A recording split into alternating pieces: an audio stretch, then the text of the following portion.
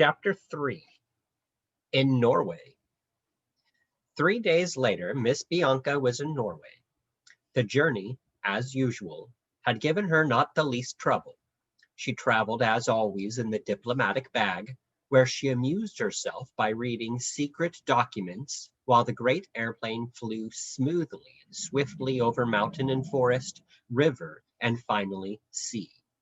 To be accurate, there was a slight bumpiness over the mountain part, but Miss Bianca was too absorbed in a very top secret to notice.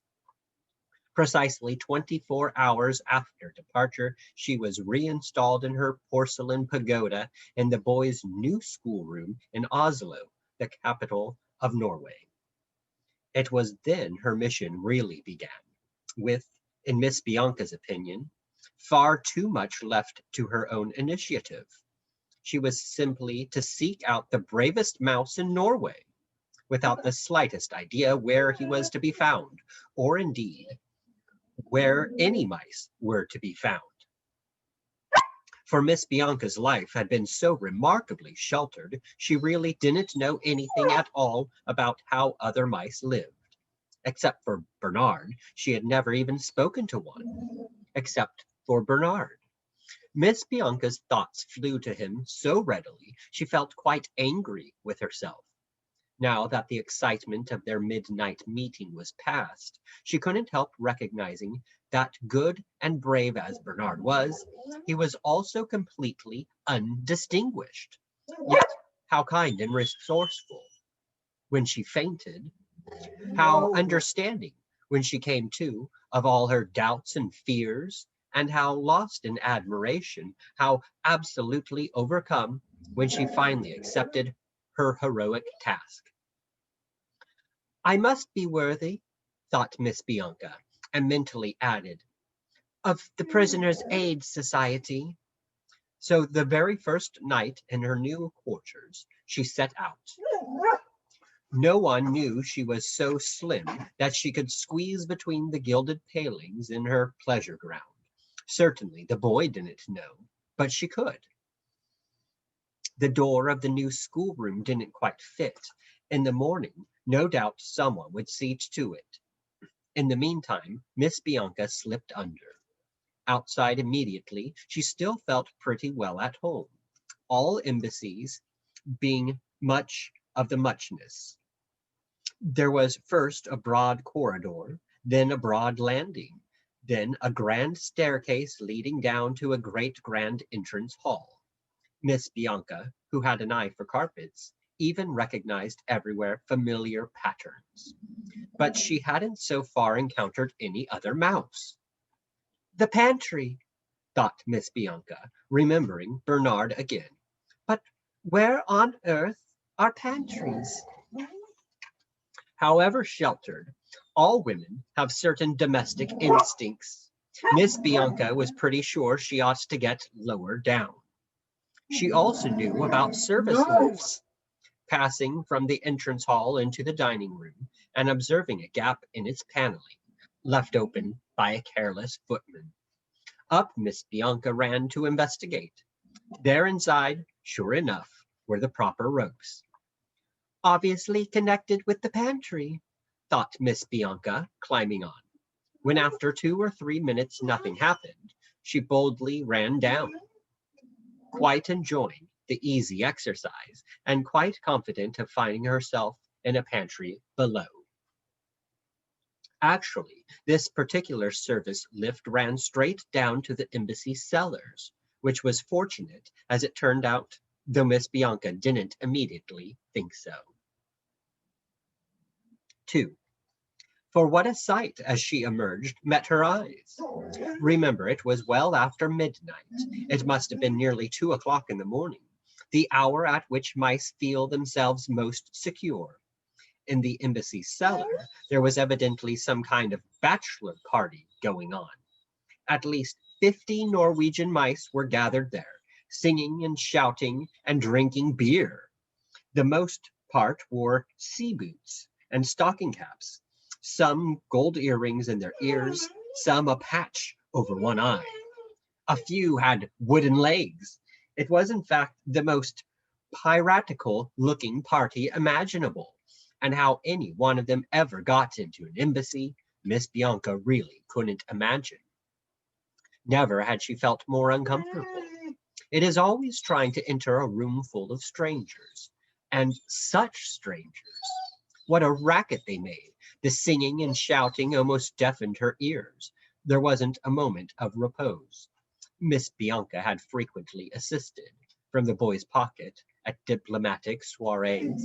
There always was a moment of repose. In fact, sometimes the moments ran into each other and made hours of repose. Even if she had shouted, she couldn't have made herself heard, and Miss Bianca had never shouted in her life.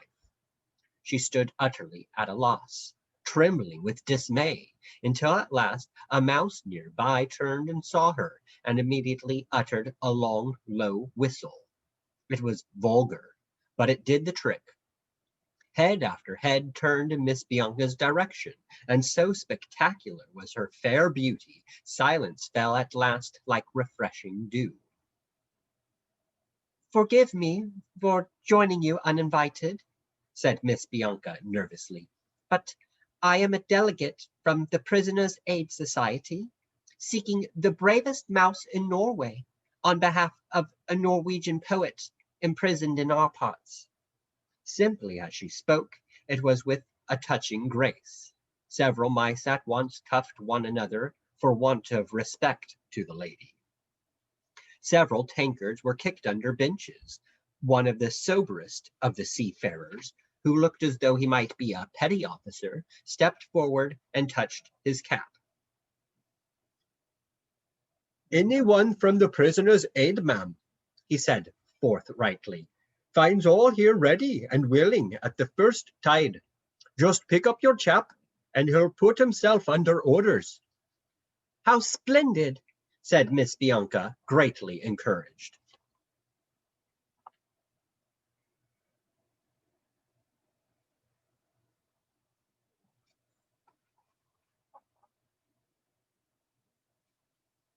"Though how can I pick, stranger as I am? You must tell me who is bravest." "All of them," replied the petty officer. "All our lads are equally brave. Look about for yourself, ma'am, and count the Tybalt stars." There was one on his own chest with clasp. "Some may look a bit rough to a lady. Pipe down there, you by the bar. But as to being brave, each and all rate A1 at Lloyd's." Miss Bianca still felt any decision quite beyond her. "Won't you choose for me?" she begged. "Of course, it should really be a volunteer, but if you could give me any indication." The petty officer simply reached out a hand and clapped it on the nearest shoulder, only then looking around to see whom he'd got. "You, Nils!" he snapped. "You a volunteer?" "Aye, aye, sir," said Nils. "Not a family man, or anything of that sort?" "Not me," said Nils. Several of his friends round the bar roared with laughter. "Willing to put yourself under this lady's orders?" "Please, under the orders of the Prisoners' Aid Society," cried Miss Bianca. "All comes to the same thing," said the petty officer. "You just tell Nils what to do, ma'am, and Nils, he will do it." With that, as though no more had been settled than who was to run into the next room, all returned to singing and shouting and standing each other rounds of beers, and Nils and Miss Bianca were left alone. She looked at him attentively. He was indeed rough to a degree. His sea boots smelled of tar, and his stocking cap had obviously never been washed since it was knitted. But he had good steady eyes, and he appeared quite unperturbed. As simply as possible, Miss Bianca outlined the situation. She hoped he was taking it all in. He was so very unperturbed. Also, he would keep humming softly under his breath. "You're quite sure you understand?" she said anxiously. "How you travel in the first place, I must leave to you." "Why, By ship, of course, said Nils. I believe the capital is some distance from the nearest port, warned Miss Bianca. Ship and dinghy, then, said Nils. Wherever there's towns, there's water. Stands to reason. And wherever there's water, there us Norwegians can go. How resourceful you are, exclaimed Miss Bianca admiringly. As to reaching the Black Castle itself, for that Madam Chairwoman will have a plan. You must get in touch with her immediately at the Moot House. For the first time, Nils looked uneasy. Could you let me have a chart, ma'am? On shore, I'm a bit apt to lose my bearings. Certainly, said Miss Bianca. If you will give me the materials, I'll do it now. After a little searching, Nils produced from one of his boots a paper bag and a stump of red chalk.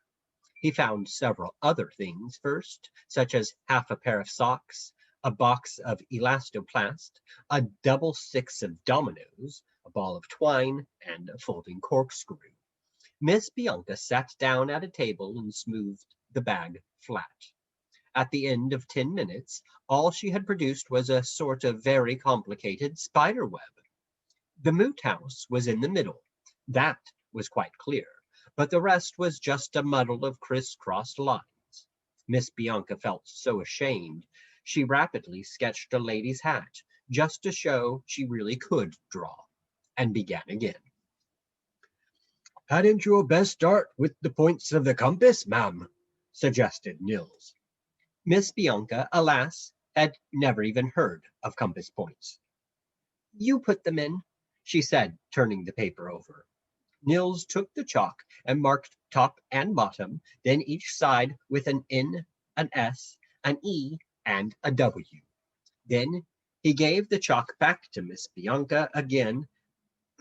He gave the chalk back, and Miss Bianca again put a dot in the middle for the Moot House, and again, out of sheer nervousness, drew a lady's hat round it. The garden party sort, with a wide brim and a wreath of roses. Nils studied it respectfully.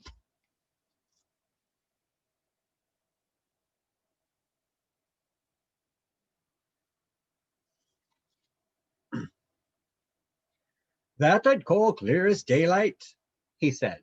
You should have set your compass first. He laid a finger on one side of the roses. Them, I take it, would be duck ponds. Oh dear, thought Miss Bianca. She knew perfectly well where the Moot House stood. Bernard had explained everything so clearly, but she just couldn't, it seemed, put her knowledge on paper. And here was good brave Nils preparing to set forth with no more guide than a garden party hat. Yes, said Miss Bianca recklessly. Those are duck ponds. An idea was forming in her mind, an idea so extraordinary and thrilling her heart at once began to beat faster. All the same, added Miss Bianca, I think it will be wiser to return with you myself and conduct you to the Moot House in person. What on earth induced her to make such a mad, unnecessary offer? Her own personal mission was creditably accomplished. No one expected any more of her. Upstairs in the boys' new schoolroom, a luxurious porcelain pagoda waited for her to come back to it. As the boy waited for her, or would wait, how anxiously should she quit his side? Miss Bianca's eyes filled with tears as she thought of him, but she thought also of someone else, of Bernard from the pantry. It has often been remarked that women of rank, once their affections are engaged, can be completely reckless of the consequences. Duchesses throw their caps over the windmill for grooms, countesses for footmen. Miss Bianca, more discerningly, remembered Bernard's modesty and kindness and courage. Did I call him undistinguished? She chided herself. Isn't the Tybalt star distinction enough for anyone? To make no bones about it, Miss Bianca suddenly felt that if she was never to see Bernard again, life in any number of porcelain pagodas would be but a hollow sham. Thus, since obviously Bernard couldn't come to her, it was she who had to rejoin Bernard, and fortunately duty and inclination coincided. "Which I take very kindly," Nils was saying. "Can you be ready, ma'am? Boy the dawn tide?" "What?" exclaimed Miss Bianca. Her thoughts hadn't carried her quite as far as that. "It so happens there's a cargo boat," explained Nils. "Nothing like cargo boats for picking up a passenger upon, and not so many bound your way neither. We should take the chance. In fact, in my opinion, we should start for the dock straight off." Heavens, thought Miss Bianca. Yet, in one way, it made her decision easier. The thought of seeing the boy again, possibly for the last time, of running up onto his pillow and breathing a last farewell in his ear, was already almost unnerving her. Better not, she thought. I might break down. She rose, smiling. "Pray, lead the way," said Miss Bianca. "I'm quite ready." They left at once. Nils just fetched his cutlass from the cloakroom, and he was ready too. No one bothered to say good-bye to them. In fact, no one took any notice of them at all. "Do you always set out on a voyage so casually?" asked Miss Bianca, as they passed through the wood cellar. She really felt quite nettled. "Stands to reason," said Nils. "Us Norwegians be forever setting out on voyages." "But one so fraught with peril!" exclaimed Miss Bianca. "All voyages be fraught with peril," said Nils matter-of-factly. "Drowned in his sea boots, you might call the national epitaph." He paused and looked down at Miss Bianca's tiny feet. "By which same token, ma'am," he added, "where's your galoshes?" "I'm afraid I haven't any," said Miss Bianca. Nils gave her an odd glance, a glance she couldn't quite read. She felt nettled again. "Traveling by bag, as one usually does," she explained icily. "One doesn't need them. In bag, one's feet are always quite beautifully warm." "In Norway, you're better with galoshes," said Nils. "You stay here a minute." He hurried off, leaving Miss Bianca to wait beside a chopping block. How thankful she was that no one she knew was likely to come by. But he wasn't gone long. Within a very few minutes back he came, hurrying, with a pair of lady galoshes under one arm. "I've borrowed a pair of ma's for you," he panted. Miss Bianca looked at them ungratefully. They were far too large, and dreadfully shabby. However, there was nothing to do but to put them on, and so she did. "That's more like it," said Nils. "Now we can be on our way." Up they went by the wood chute, into the broad Karl Johans gate. Nils ran straight across, and almost immediately entered a tangle of byways leading down to the docks. Slip-slop in her horrid galoshes, Miss Bianca followed. "I'm not seeing much of Norway," she thought. There was light enough, too, if they hadn't been in such a hurry. A strange pearly grayness filled the streets. All the house fronts were clearly visible. "Are we passing anything of historic interest?" panted Miss Bianca. But Nils wouldn't stop. He never stopped once until they reached the docks. There, bidding Miss Bianca wait again, he ran swiftly up and down, reading the names on the vessels until he found the right hawser. "Follow me!" he finally cried, and Miss Bianca, by now completely out of breath, followed up into a very old, very shabby cargo boat.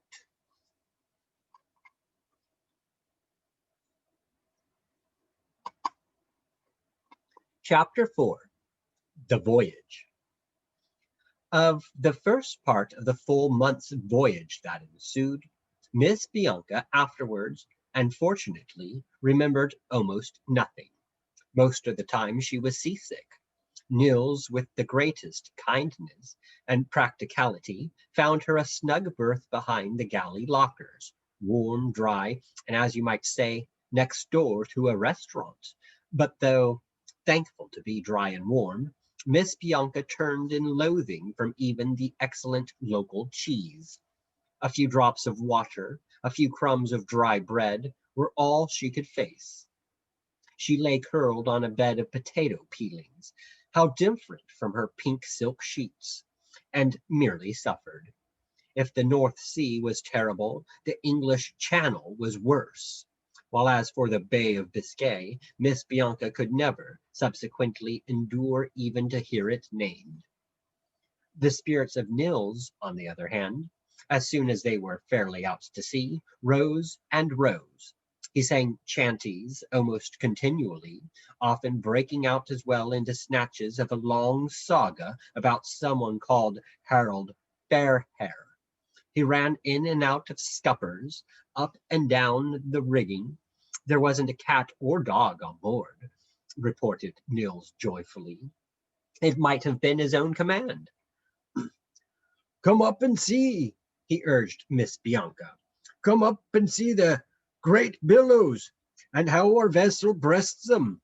Come up and see the lights of the ports, how they sparkle on the water. Come up and see the rays of the great lighthouses, each and all specially designed for the protection of us Norwegians."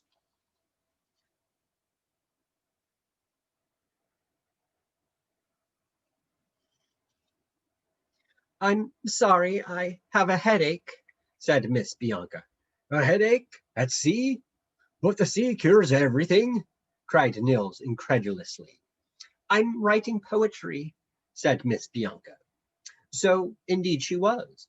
She hoped that in the event of shipwreck, which she fully expected, the following lines, sealed up in an iodine bottle, might be washed ashore and bring some comfort to the boy. Poem by Miss Bianca, written at sea. Dear boy, I would not have thee weep, sooner forget thy Miss Bianca quite. Yet know 'twas only duty's higher call could ever have torn her from thy loving side. M.B. The rhyme wasn't quite perfect, owing to seasickness, but it was the best she could do, and Nils kindly saw to heaving the bottle overboard. He was as kind as possible, whenever he remembered her. It was a new experience to Miss Bianca not to be the center of attention, and led her to reflect a good deal on several points which she had hitherto taken for granted. Life in a porcelain pagoda had always seemed so natural to her, as cream cheese from a silver bonbon dish, and golden swings to swing on, and a silver chain to wear seemed mere necessities. As she had told Bernard, Miss Bianca firmly believed that her devotion to the boy made an ample return, and she believed so still.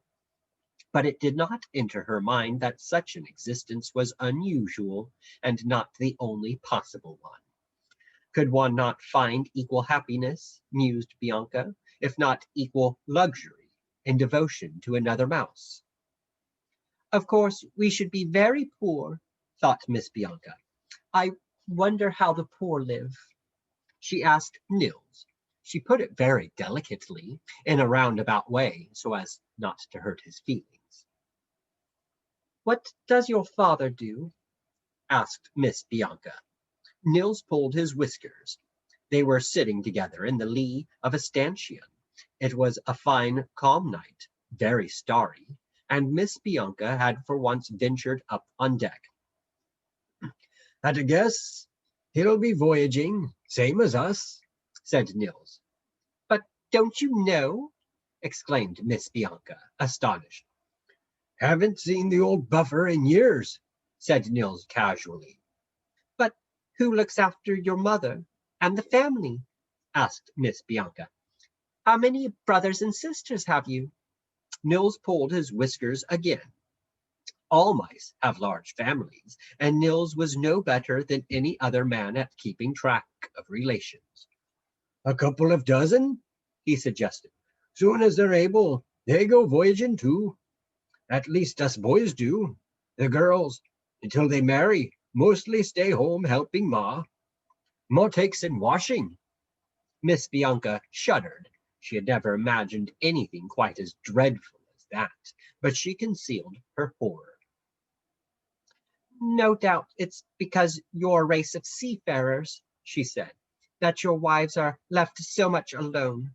Marrying a mouse in a good shore situation, such as a pantry, for instance, would no doubt be very different.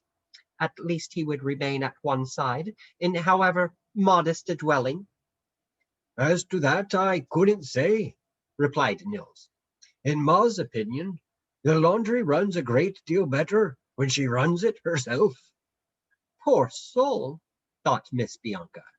24 children to support. What deprivations they must have suffered.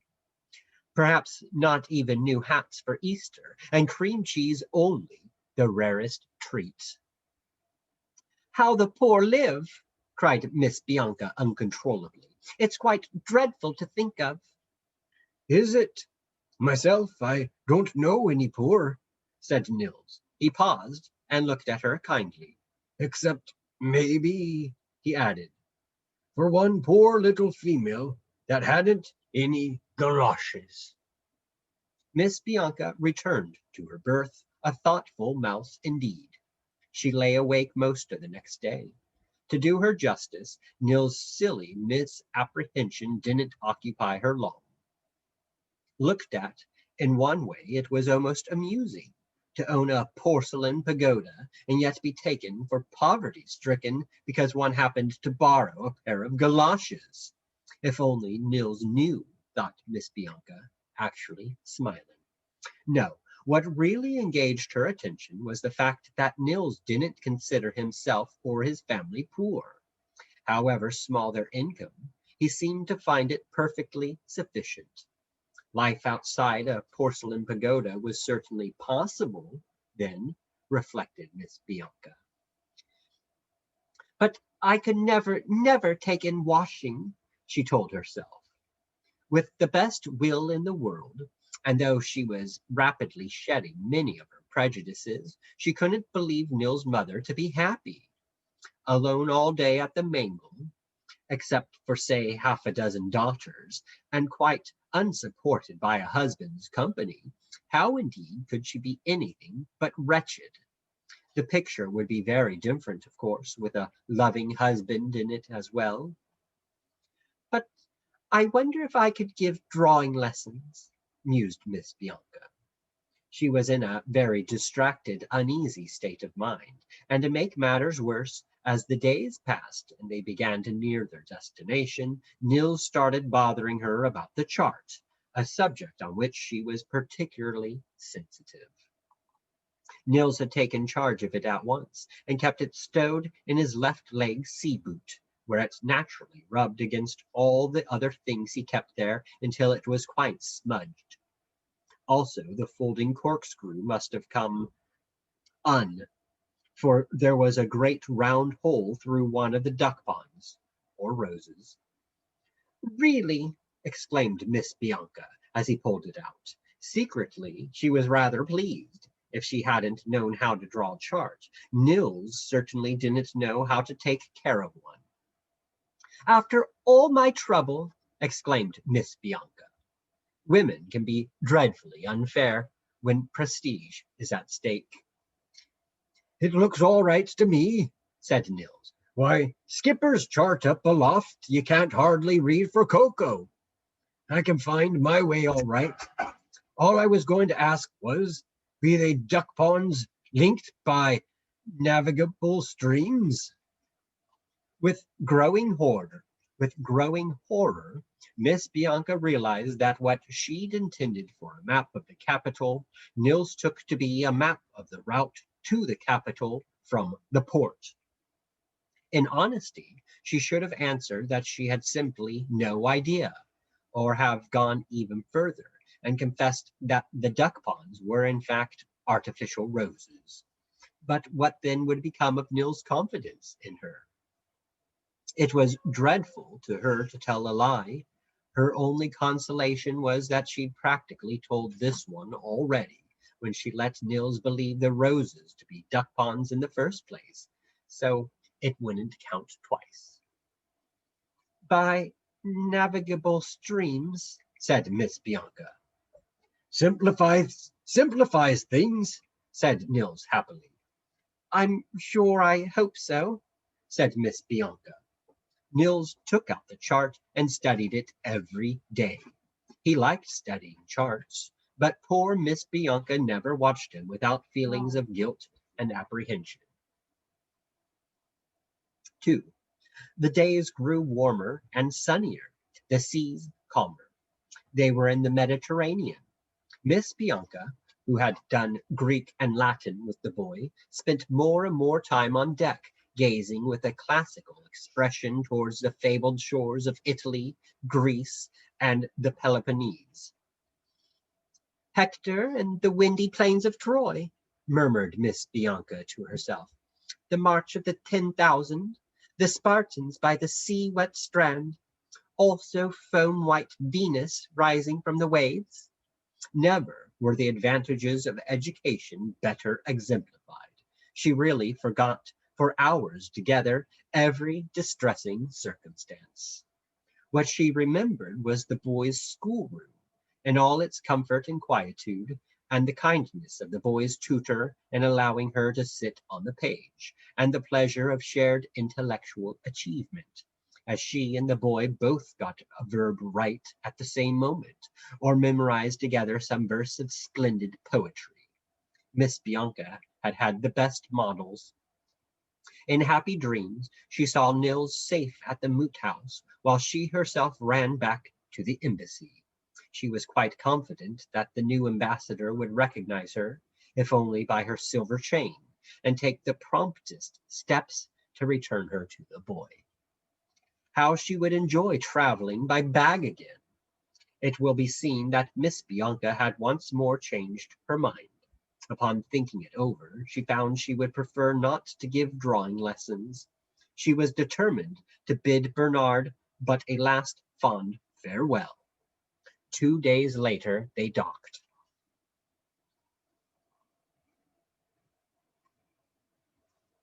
3. It is always agreeable to set foot on one's native shore again, and indeed Miss Bianca would have been glad to set foot on any shore. On the other hand, all seaports were equally foreign to her, and as she stood beside Nils on the quay, they had been among the first to disembark, she felt just as bewildered as upon the quayside in Norway. To make matters worse, it was now that her responsibility really began, and when Nils immediately suggested picking up a dinghy, obviously quite confident that she knew where one picked up dinghies, Miss Bianca could only pretend not to hear, for never was confidence more misplaced. She looked hopelessly about, up at the great hulls of the seafaring ships, up even higher at the great cranes unloading them, back towards the rows of customs sheds and warehouses, and really felt the situation quite beyond her. Then, fortunately, she looked down. Bobbing against the foot of a flight of landing steps lay a model speedboat. Miss Bianca could hardly believe her eyes. She recognized it at once. It was the boy's, a gift to him from the American naval attaché, about 15 inches long, and so wonderfully high-powered that the bathtub was scarred all round by its steely prow before some high-handed someone indignantly fished it out. Then it had been lost. Both the boy and Miss Bianca suspected that someone of throwing it away. And now there it lay, after what inconceivable journeyings by gutter, stream, and canal, just as though dispatched by the Prisoners' Aid Society.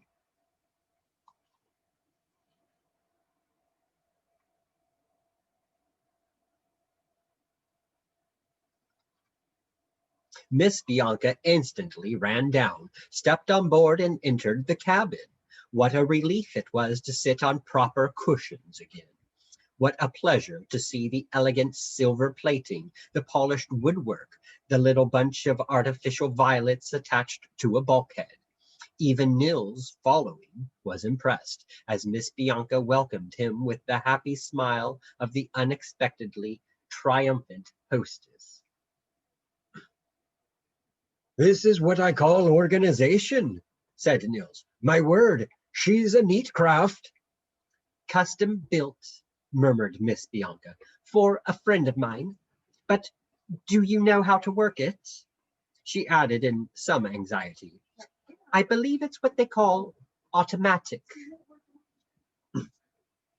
I was never yet aboard a craft I couldn't master, said Nils heartily. Actually, he pulled several wrong levers before he got the hang of things, and nearly swamped Miss Bianca in the process, but at last they were fairly under way. What happened subsequently will be forever famous in naval annals. With 100 miles to go, and navigating solely by Miss Bianca's sketch of a garden party hat, Nils actually succeeded in reaching the capital. If a duck pond, when he came to it, was bigger than he expected, actually a lake, Nils drove his vessel on regardless. There were navigable streams indeed, only they happened to be rivers. Nils scorched up them like a motorist entered for the Grand Prix. Now and then he yelled back to Miss Bianca over his shoulder such exclamations as "Norway forever!" Also his inevitable references to Harold Fairhair, but ever and always keeping an eye on the chart. Miss Bianca, who naturally didn't recognize their course, could only hope for the best, but they were evidently getting somewhere, and far, far more comfortably than she had anticipated.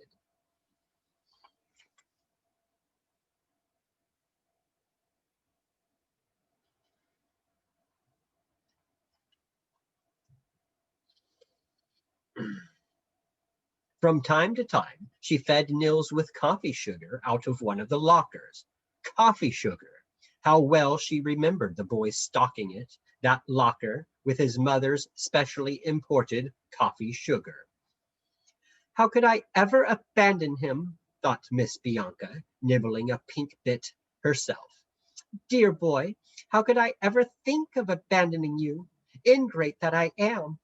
As soon as I have dispatched Nils to the moot house, back to the embassy I will run. With a final swish and swoop, Nils rammed a familiar quay, one shallow marble step nudged by water lilies. The little lagoon in which they rocked was actually the embassy's boating water. Almost overcome by relief and thankfulness, Miss Bianca emerged from the cabin and removed her galoshes. Correct landfall, said Nils, switching off the headlights. They had arrived about midnight, blazing like a rocket. Perfect, Miss Bianca congratulated him. Thanks to the clearest chart I ever steered by, said Nils. Where to now? Miss Bianca swiftly reminded herself of Bernard's directions. The tavern in whose cellar the moot house was situated back onto the embassy stables. No more than a mouse run away, across shaven lawn, and once inside the stables there were signposts, as there always are in the vicinity of any historic monument. Nils could easily find the moot house by himself, while she ran straight back to dear familiar surroundings. But for several reasons, Miss Bianca rejected this sensible course. One reason, it must be admitted, was that she wanted to get full credit for her heroism and be publicly thanked. If it was conceited, it was also very natural. Now, we must report at the moot house, said Miss Bianca, to which I shall conduct you myself. She left the galoshes behind in the speedboat. She nearly popped them overboard, but remembered in time they belonged to Nil's mother. who might want them back.